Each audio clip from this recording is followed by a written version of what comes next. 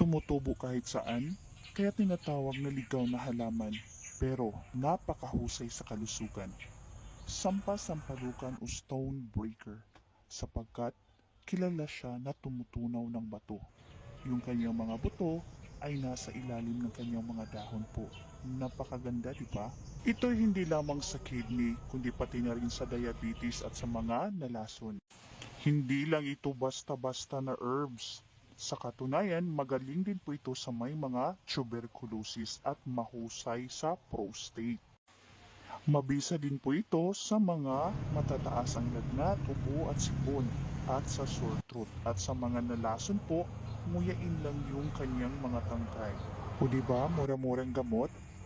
Ito'y mahusay po talaga na pampatunaw ng bato sa kidney at bato sa abdo. Yung mga bukol-bukol po. Pwede nyo naman po i-search sa Google o i-search nyo yung stone breaker plant at maglalabasan na yung mga iba't ibang article. May mga testimony na rin po na napagaling talaga sila nito.